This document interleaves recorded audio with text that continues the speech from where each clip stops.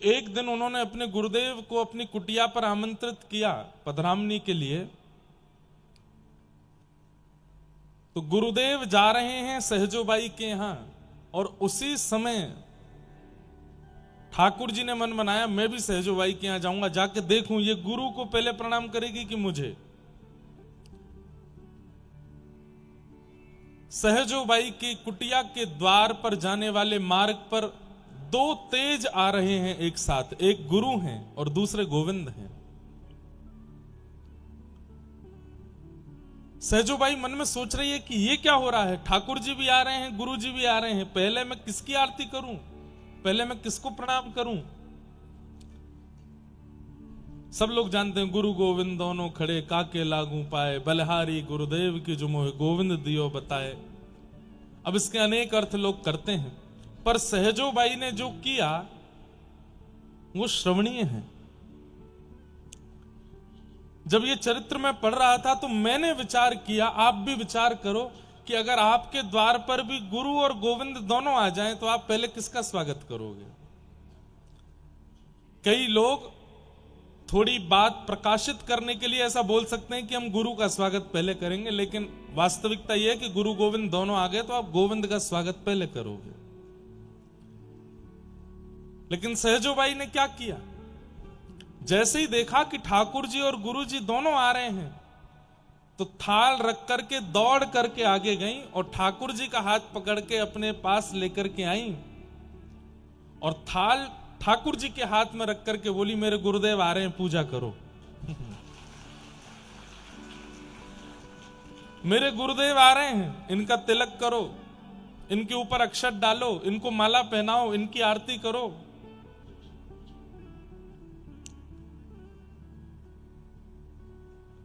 ठाकुर जी कहने लगे सहजो, मैं भगवान हूं, मैं परमात्मा हूं और परमात्मा तेरे द्वार पर खड़ा है, तू परमात्मा से अपने गुरु की पूजा करा रही है, गुरु परमात्मा से बड़ा हो गया। सहजोबाई कहती है नहीं, गुरु परमात्मा से बड़ा नहीं है, लेकिन गुरु और परमात्मा की अपनी अपनी स्थिति है। मेरी स्थिति में परमात्मा ने जो कृपा की उससे कहीं अधिक कृपा मेरे गुरु ने मुझ पर करी है। ठाकुर जी बोले ऐसा क्या किया गुरु ने, ये जीवन मेरी वजह से है, ये श्वास मेरी वजह से है, ये संसार मेरी वजह से है, ये शरीर मेरी वजह से है, ये बुद्धि, ये आत्मा, ये सब कुछ मेरी कृपा से तुझे मिला है और तू अब भी गुरु को भज रही है। सहजोबाई कहती हैं, बहुत ध्यान से सुनिएगा, सहजोबाई कहती हैं आपने जीवन दिया ठाकुर जी, आपने जन्म दिया, आपने शरीर दिया, आपने संसार दिया, आपने श्वास दी, आपने आंख दी, नाक दी, कान दिए, हाथ दिए, पैर दिए, पर इन सब से अपने जीवन को सफल कैसे बनाया जाए ये आपने नहीं बताया, ये गुरु ने बताया। आपने ताली बाद में बजाना, पहले सुनो। कई स्कूल के बच्चे ऐसे होते हैं,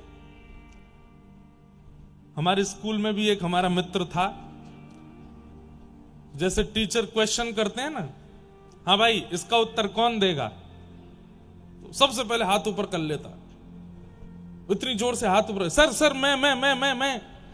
तो टीचर को लगता है इसको सब पता है, इससे नहीं पूछूंगा, और दूसरे से पूछते। लेकिन धीरे धीरे ये उसकी आदत बन गई और ऐसी आदत बन गई जो उसको पता नहीं होता था उसमें भी हाथ उठाता था कि भाई मुझसे पूछेंगे नहीं। एक दिन सर बोले तू बहुत हाथ उठाता, तू ही बता। जैसे खड़ा हुआ तो कुछ नहीं बोल पाया, खूब पिटाई हुई उसके। उससे पूछा तू क्यों हाथ खड़ा करता है, बोले मैं रोज हाथ खड़ा करता हूं, तो आपको ये पता लग गया है कि मैं पढ़ा लिखा हूं, इसलिए आप मुझसे पूछते नहीं हो, इसलिए मैं रोज ही हाथ खड़ा करता हूं। तो ये बात बात पर ताली बजाने वाले भी ऐसे ही हैं, समझ नहीं आई फिर भी इधर उधर देखते हुए बजा देते हैं, हाँ सब बजा रहे हैं तो हम भी बजा ही दें। नहीं समझो बात को। सहजोबाई क्या कह रही हैं, ठाकुर जी आपने नेत्र दिए, पर इन नेत्रों से व्यसन भी दिखाई देता है, भोग भी दिखाई देता है और दर्शन भी होता है। व्यसन देखना चाहिए कि ठाकुर जी को देखना चाहिए, ये आपने नहीं बताया, ये गुरुदेव ने बताया। इन कानों से भद्य गीत भी सुने जाते हैं और कथा भी सुनी जाती है, पर कथा ही सुननी चाहिए, ये गुरुदेव ने बताया। इस जीव से मांस भी खाया जाता है, मदिरा भी पी जाती है और प्रसाद भी पाया जाता है, पर प्रसाद ही पाना चाहिए, ये गुरुदेव ने बताया। इस शरीर से संसार के विषय भोगों को भोगा जाता है, परंतु इस शरीर से दंडवती परिक्रमा करनी चाहिए, ठाकुर जी का सेवा मार्जन करनी चाहिए, कथा कीर्तन में नृत्य करना चाहिए, ये गुरुदेव ने सिखाया। आपने शरीर दिया, जीवन दिया, जन्म दिया, पर इस शरीर का वैकुंठ कैसे प्राप्त हो, ये तो गुरुदेव ने बताया ना, इसलिए मैं आपसे पहले गुरुदेव को वंदन करूंगी। हाँ, अब ये बात ठीक थी। तब सहजो बाई ने एक पद गाया अपने गुरुदेव के लिए। कौन गुरुदेव? जो इसी अलवर के निवासी श्री श्यामचरण दास जी महाराज। उनका चरित्र मैं सुनाऊंगा जरूर, ताकि आप लोगों को पता चले कि आप जिस नगरी में रहते हैं वहां के आचार्य कैसे हैं। उनका एक पद है, गुरु ना बिसारूं, ध्यान से सुनिएगा। गुरु ना बिसारूं मैं राम तज डारूं, गुरु ना बिसारूं मैं राम तज डारूं, गुरु ना बिसारूं राम तज डारूं। गाइए, गुरु ना बिसारूं सहजोबाई कह रही है मुझे नरक जाने से डर नहीं लगता, मैं स्पष्ट बोल रही हूं, मैं राम जी को छोड़ दूंगी लेकिन अपने गुरु को नहीं छोड़ सकती।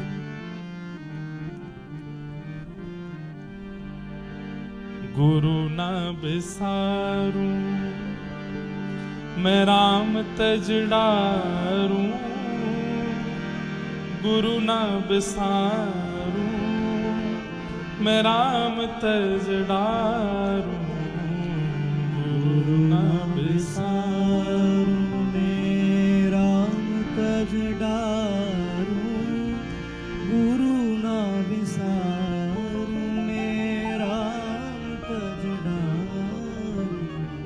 हरि ने जन्म दियो जग माही, हरि ने जन्म दियो जग माही। कितनी अच्छी आवाज है आप लोगों की, क्यों नहीं गाते? गाया कीजिए। सच में आपने अभी गाया ना तो मेरे रोंगटे खड़े हुए। कितना अच्छा गा रहे हो आप लोग, गाइए। हरि ने जन्म दियो जग माही, हरि ने जन्म दियो जग माही। हाँ, गुरु ने आवा गवन छुड़ाई, गुरु ने आवा गवन छुड़ाई। गुरु के सम हरि हूँ ना निहारूं, गुरु न बिसारूं मैं राम तज डारूं, गुरु के सम हरि हूँ ना निहारूं, गुरु न बिसारूं मैं राम तज। भैया इतना समर्पण आज की तारीख में किसी के अंदर नहीं होगा। पत्नी कहती है कि वो अपने पति से बहुत प्रेम करती है, बहुत प्रेम करती है।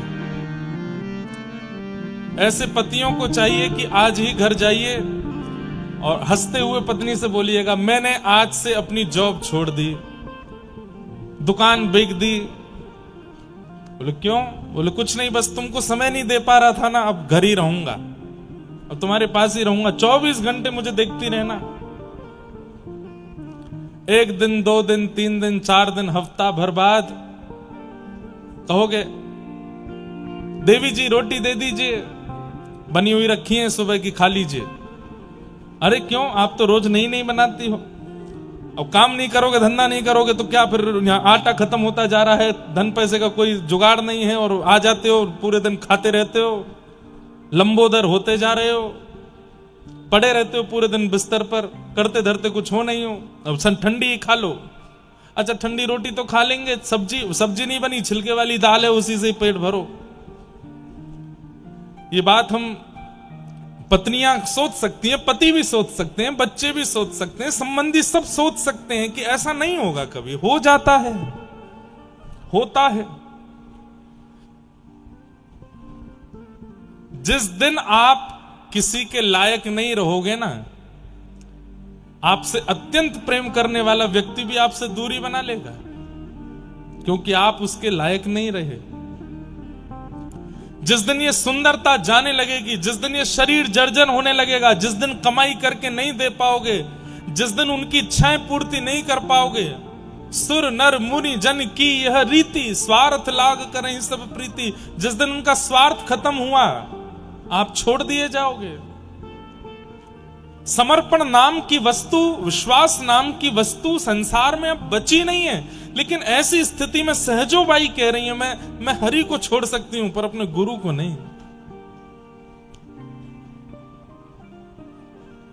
हरि ने 5 चोर दिए माही, हरि ने 5 चोर दिए माही, हरि ने 5 चोर दिए माही, हरि ने 5 चोर दिए माही।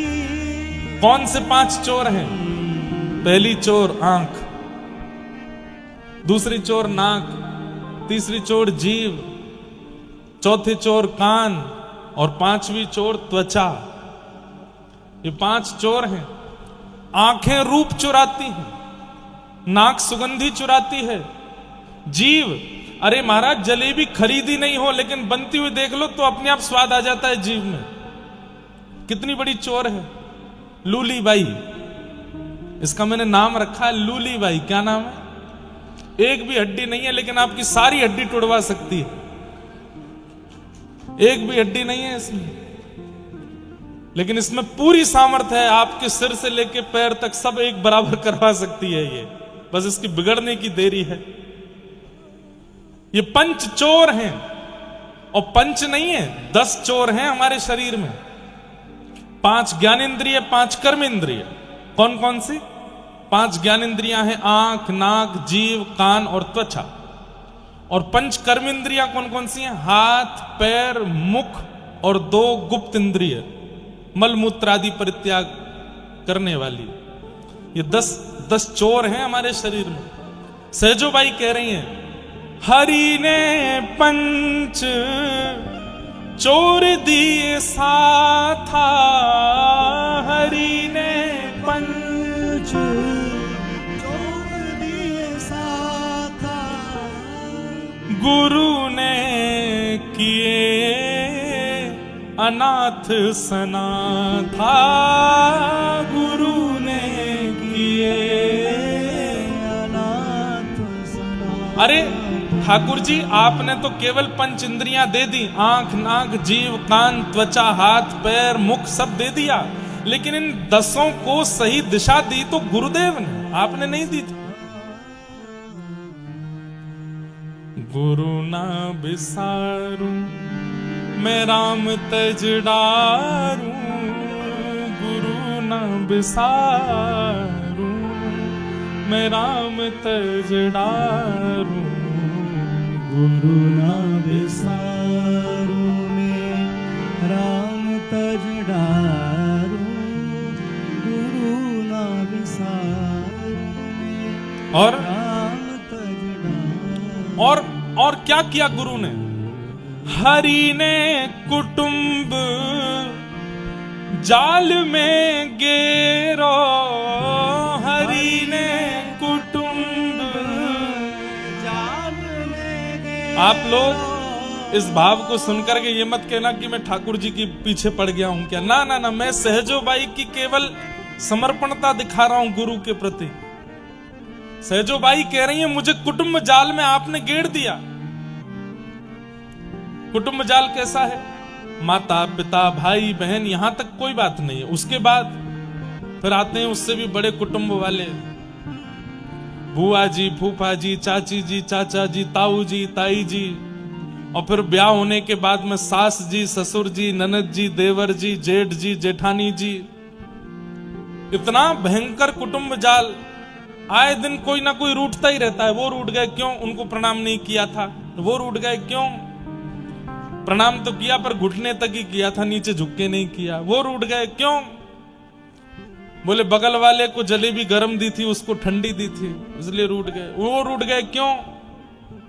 पानी दिया था लेकिन चाय नहीं पूछी थी, इसलिए रूठ गए। बस ऐसा कुटुंब जाल। हे ठाकुर जी आपने क्या किया?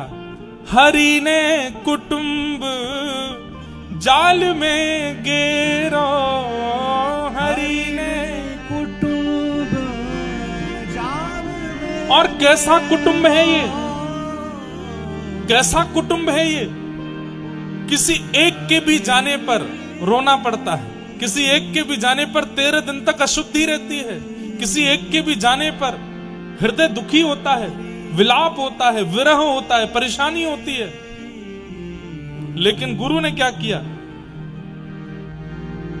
गुरु ने काटी ममता को बेरो, गुरु ने काट ममता को बेरो। संसार से ममता मत करो, बिन गोपाल को नहीं अपनो।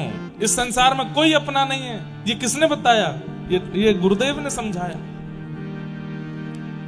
गुरुदेव ममता से दूर कर रहे हैं। ठाकुर जी आपने तो हमको ममता में डाला, इसलिए गुरु ना बिसारू मैं राम तज डारू, गुरु ना बिसारू मैं राम तज डारू, गुरु ना बिसारू मैं राम तज डारू, गुरु ना बिसारू मैं। और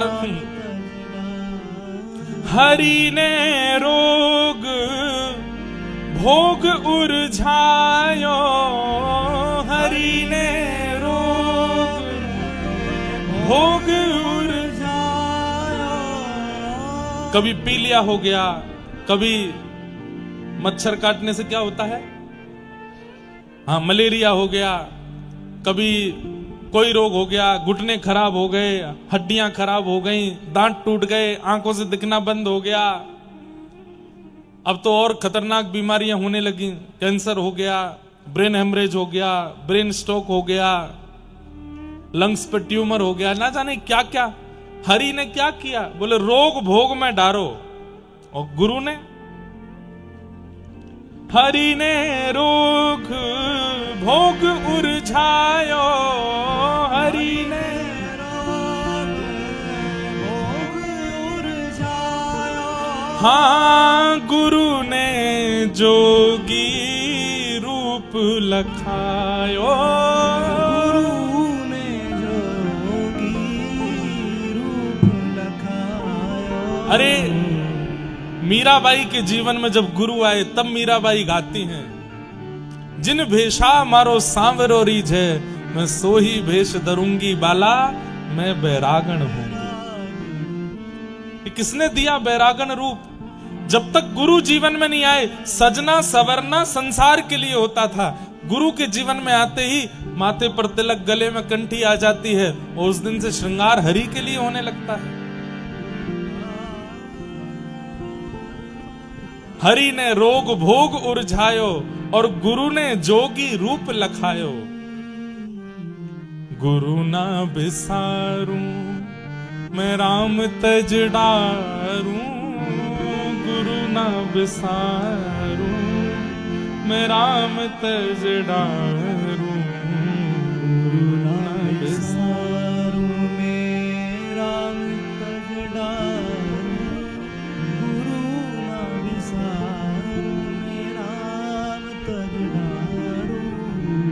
और अंत में सहजोबाई अपने गुरुदेव के लिए कहती हैं, श्री श्याम चरण दास जी महाराज, चरण दास पर तन मन वारू, चरण दास पर तन मन वारू, चरण दास पर तन मन वारू, चरण दास पर तन मन वारू। हे गुरु के समहरी को ना निहारू, गुरु के समहरी को ना निहारू, गुरु न तजू हरि को तज डारू, गुरु न बिसारू मैं राम तज डारू, गुरु न तजू हरि को तज डारू, गुरु न बिसारू मैं राम तज। और आश्चर्य की बात कि सहजोबाई श्यामचरण दास जी इनके गुरु जी थे, सहजोबाई इनकी शिष्या थी, परंतु शरीर संबंध से दोनों बहन भाई थे। श्यामचरण दास जी इनके बड़े भैया लगते थे दूर के, और सहजोबाई अपने ब्याह के मंडप में बैठी थी, लेकिन बोली कि मैं ब्याह तब रचाऊंगी जब मेरे गुरु श्यामचरण दास आएंगे। और जब वो पूरी लीला में किसी दिन विस्तार से सुनाऊंगा, अभी थोड़ा अध्ययन करना हूं उस पर। तो जब अलवर से वे दिल्ली गए और सहजोबाई मंडप में बैठी थी, बोले आप आशीष देंगे उसके बाद फेरा लूंगी। तब श्यामचरण दास जी ने कहा इस संसार में और बंधने की क्रिया है, यहां फेरा ले लेगी तो फिर इसमें और बंधना ही पड़ जाएगा, अभी भी समय है, हरि की हो जा। और कुछ ज्ञान उपदेश किए। सहजोबाई उसी समय मंडप से निकल गई और जीवन भर के लिए फिर विरक्त हो गई, फिर कहीं नहीं गई, फिर अपने गुरु की खूब सेवा की। उनका एक पद और है, वो मैं अपने सब श्रोताओं को सुनाता हूं। सहजोबाई कहती हैं गुरु के प्रति हमारी निष्ठा कैसी होनी चाहिए। बोले गुरु को पिता मत मानो, गुरु को गुरु मत मानो, गुरु को भाई मत मानो, गुरु को परमात्मा भी मत मानो। तो बोले फिर गुरु को क्या माने। हम बालक तुम मात हमारी, हम बालक तुम माई हमारी, हम बालक तुम माई हमारी, हम बालक तुम। गुरु को मां मानो। सहजोबाई कहती हैं गुरु कौन है। बोले हमारी मैया है। अपने गुरुदेव को देख करके मां स्वरूप मान करके उनको प्रणाम करो। बोले शिष्य की निष्ठा में केवल इतना अंतर चाहिए कि अपने गुरु को जब देखे तब मातृभाव से देखे, मैया के भाव से देखे, शिष्य का कल्याण अपने आप हो जाएगा। क्योंकि मां का वात्सल्य, मां की करुणा ही बालक को बचाती है।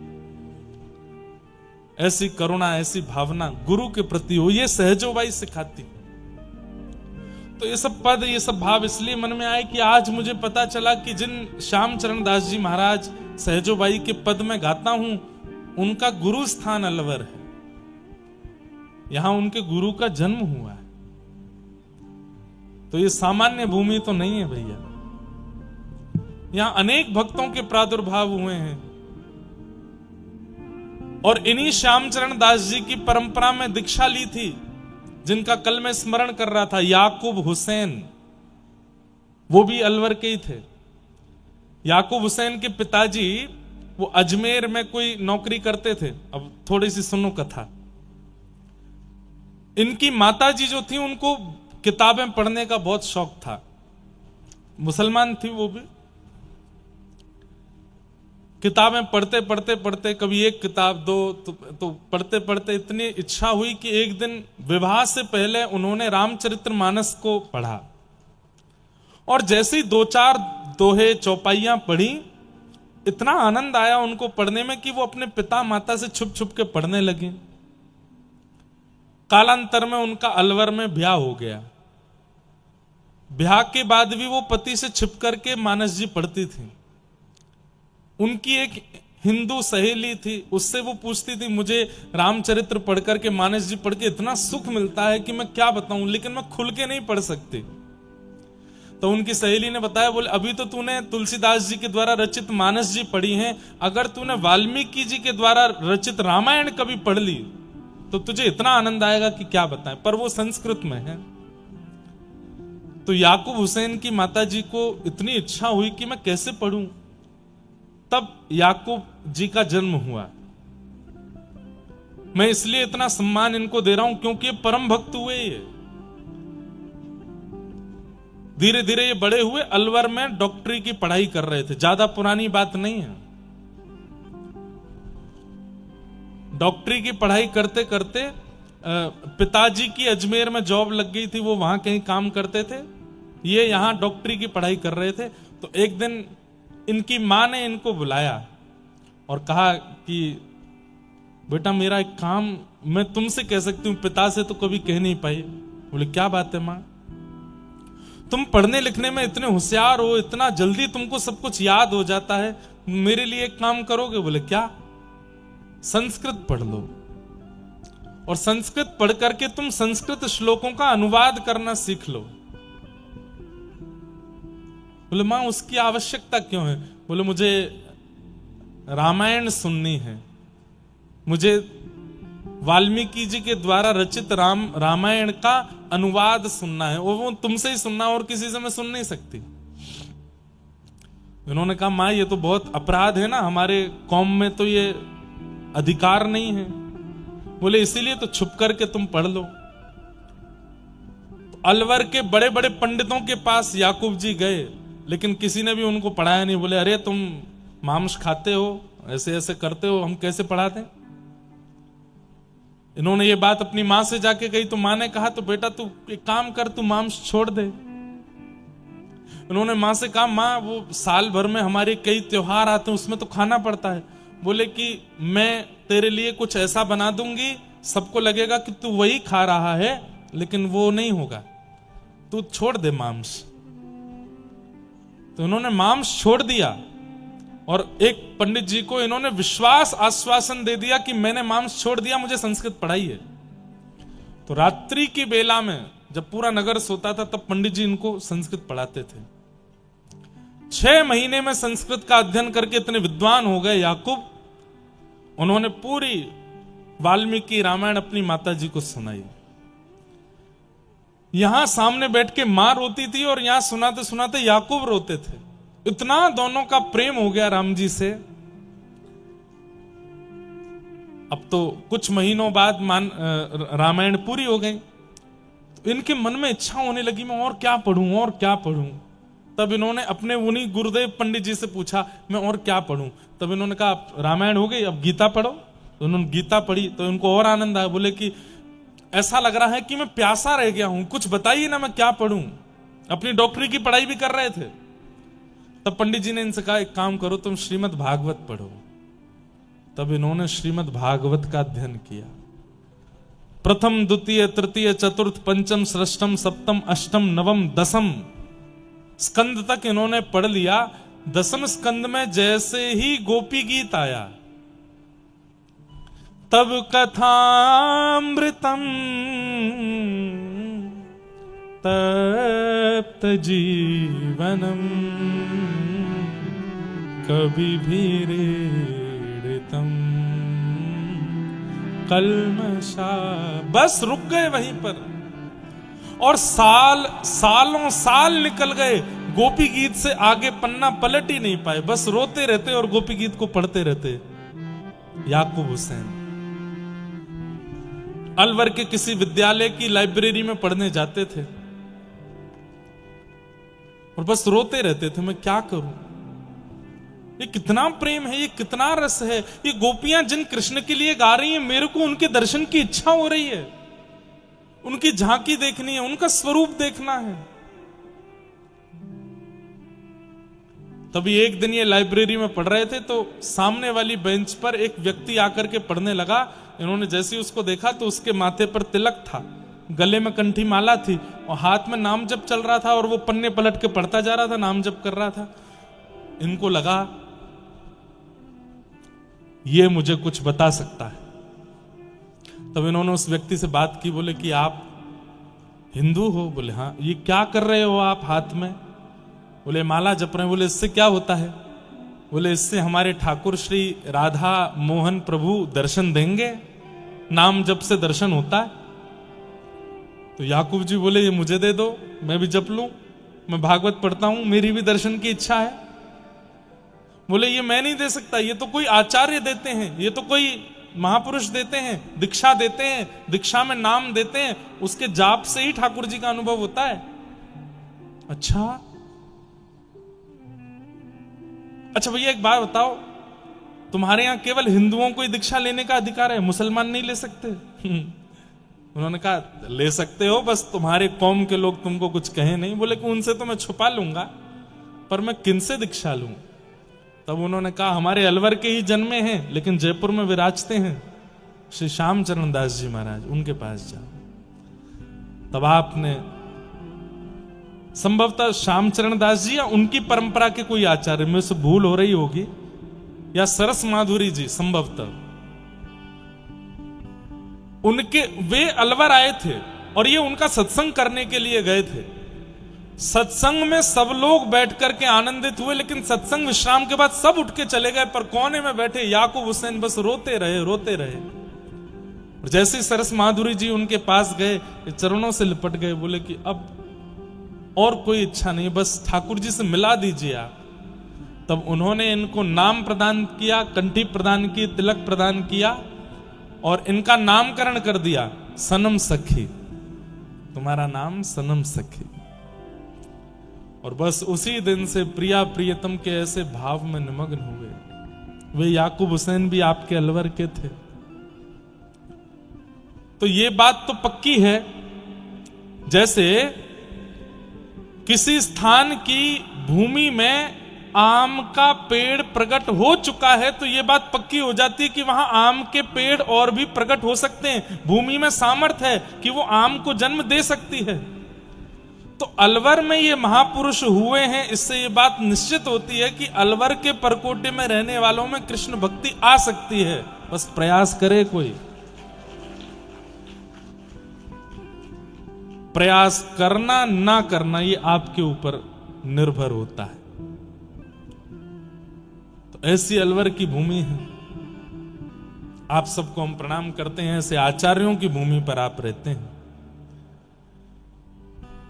तो ये एक दिन में जो हमको पता चला अलवर के बारे में, जो हमने ग्रंथों से पढ़ा, कुछ अपने मित्रों से पूछा, ये हमारी खोजबीन है। अभी और 6 दिनों में क्या क्या मिलेगा ये तो ठाकुर जी जाने, अद्भुत है। कल तो हम कथा करके निकल जाएंगे बरसाना रात्रि में, क्योंकि 20 तारीख को सुबह बरसाना में कथा है, एक दिन की कथा है। वहां पर हमारे परम पूजनीय प्रातस्मरणीय श्री विनोद बिहारी दास बाबा, उनके मन में एक संकल्प प्रकट हुआ कि बरसाना में जो प्रेम सरोवर है वहां श्री प्रिया प्रियतम का प्रथम मिलन हुआ था, और वहां कोई भी जा नहीं पाता, इतनी ज्यादा भीड़ भी नहीं होती, और वहां कोई ऐसा मंदिर भी नहीं है जहां पर प्रिया प्रियतम का युगल सरकार विराज रहे हों। तो बाबा की इच्छा थी कि वहां एक मंदिर बने। उस मंदिर का शिलान्यास हो रहा है, मंदिर निर्माण हो रहा है, उसमें 4 दिन का वहां कथा सत्र है। हमसे बाबा ने आज्ञा की कि आपको कथा सुनानी है। हमने कि बाबा हमारी तो अलवर में कथा है। तो बोले एक दिन कैसे भी आओ। तो वहां 3 दिन अलग अलग आचार्य कथा कर रहे हैं, पर एक दिन की कथा सुबह के सत्र में हम करने जाएंगे। तो कल रात्रि यहां से चले जाएंगे, परसों बरसाना में सुबह राधा कृष्ण प्रथम मिलन की कथा सुनाएंगे, पहली बार दोनों कैसे मिले। और फिर वहां 10 बजे से लेके लगभग 12-1 बजे तक कथा करके फिर वापस अलवर आएंगे, 4 बजे से फिर आपको सुनाएंगे। तो ऐसा फिर उसके बाद हम अलवरी रहने वाले हैं, यहां खूब डोलेंगे, ढूंढेंगे कहां क्या है। अभी तक तो पता चला कि तेंदुआ भी हैं, बाघ भी हैं, बारहसिंगा भी हैं, हिरण भी हैं, सब हैं, हमें तो कोई दिखे नहीं अभी तक।